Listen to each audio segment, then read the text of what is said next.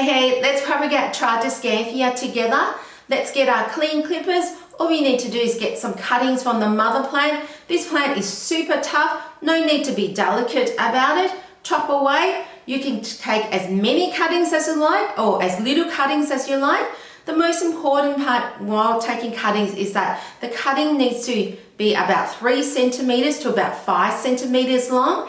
If the cutting is too long, just cut it in half. And you just want to make sure that the cutting has 2 leaves and at least 2 nodes.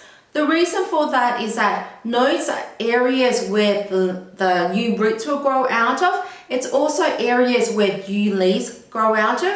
You only want about 2 leaves on the stem cutting because you want the new plant to prioritize its energy in growing new roots rather than maintaining the old leaves. So if there are excess leaves, especially at the bottom one, you just want to remove those. The soil mixture I'm using today is just normal potting mix with a little bit of perlite in it.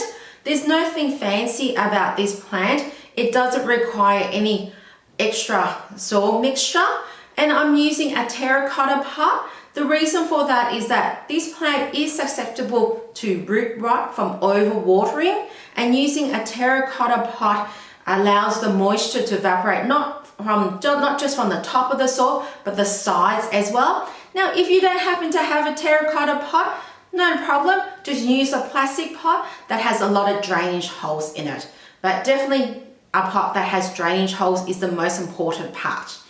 Now once that's done, I just get a stick, I just poke at the soil and I stick these cuttings down. And just for a tip, if you want to propagate this plant faster, what you want to do is grab a whole bunch of cuttings, dig a bigger hole and pop all those cuttings down together rather than doing those stem propagation one by one. And then once that's done, all I do is get my watering can. This contains just normal tap water. This plant does not need any fancy water. It doesn't need rainwater. It doesn't need distilled water. It doesn't need filtered water. Just plain tap water and just thoroughly water the plant. Once that's done there, I place it in an area where it will receive a lot of bright indirect sunlight. I don't want to place it in an area with direct sunlight because this can burn, especially the afternoon sunlight.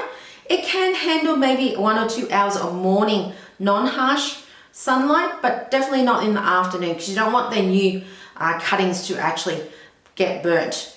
And then once that's done, this one here, I'll show you this one here, which is a propagation I did about 2 months ago, and it is fully rooted in the pot because this plant does grow like a weed. It grows super fast. It's a super hardy plant, and that's why it makes it a great plant to propagate and grow indoors. And this one here, you can see the root system is very established. I can also pull on the stems and it's solid in the soil, so I know it's actually growing good roots in the soil.